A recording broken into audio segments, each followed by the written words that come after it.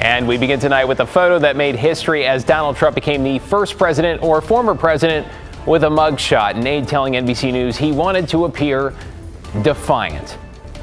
Thanks for joining us. I'm David Molko. Today's surrender in Atlanta marked Trump's fourth arrest as he, along with 18 other indicted co-conspirators, faced a laundry list of charges in the Peach State for allegedly trying to overturn the 2020 election. NBC's Jay Gray takes us through how the day unfolded.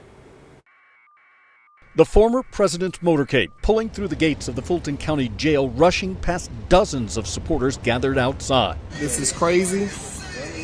It's sad, and I never thought I would see it in my life. Mr. Trump surrendering to state police, facing more than a dozen felony charges, including racketeering and conspiracy for his alleged efforts to overturn results in the 2020 presidential election in Georgia. Inside the facility, less than 30 minutes, the former president is read his rights, fingerprinted, has an inmate ID assigned, and mugshot taken.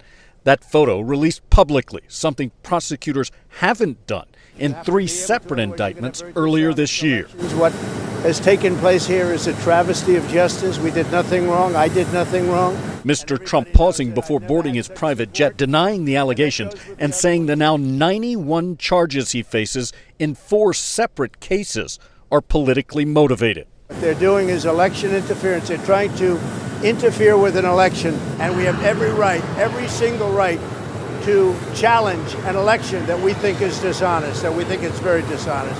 Which is why Mr. Trump says he'll plead not guilty during his arraignment, the next legal step in this historic, high-profile case. Jay Gray, NBC News, Atlanta. Let's get you caught up on tonight's other headlines. The man accused of kidnapping a woman and holding her in a cinder block cell in Klamath Falls last month is now facing additional charges after he allegedly tried to escape from jail. The Jackson County Sheriff says a county maintenance worker heard Nagasi Zuberi trying to break out of his cell in Medford Tuesday afternoon by bashing on an exterior reinforced glass window. He notified deputies and they found Zuberi with some sort of tool they say he was using to hit the window. In Southeast Portland, 2 people are facing attempted murder charges in connection with a shooting. Police say one is a 16-year-old from Beaverton. The other is a 23-year-old. Jalen Lyday is his name, of Portland. The pair allegedly fired shots Monday morning in an apartment in the Powellhurst Gilbert neighborhood. A man and woman were sleeping inside. Nobody was hurt. A Sherwood City official has been charged with child luring after he allegedly tried to solicit a teenager online. It was all part of an undercover operation in Clackamas County. The sheriff's office says 37-year-old Andrew Chapman, who is the emergency management coordinator for the city of Sherwood, responded to an online post made by a detective posing as a 15-year-old girl. They say when he tried to meet the teen, he was instead met by a group of officers. Let's get to a recent surge in COVID cases. Remember that? Has a lot of folks now checking their immunization records. And while it's been a while, it turns out now a new shot is almost ready. Our Catherine Cook talked to a pharmacist. Catherine, when can people get this new vaccine? In about a month, David, maybe a little bit sooner. The flu shot will be available even sooner than that. And there's a third shot doctors say older adults should strongly consider. At Brooklyn Pharmacy in Southeast Portland, the dog days of summer are waning, and pharmacist Pat Hubble is waiting for his shipment of fall vaccines. I'm hoping the new COVID vaccine we will receive middle to late September. Hubble says the latest COVID vaccine is a monovalent. That means it has one strain the doctors feel will cover all strains we may come in contact with this season. There's definitely been a lack of interest in the COVID vaccine right now. However, I think that's going to change here in about a month. I think we'll see a lot of energy towards getting that COVID vaccine. The Oregon Health Authority tells KGW that percent positivity, the share of tests coming back positive, has been rising throughout the summer. Right now, it's at 12.3%. They say there's more COVID-19 circulating in Oregon now than in the spring. But for context, circulation was at an all-time low during last spring. Besides COVID, health experts are anticipating another bad flu season.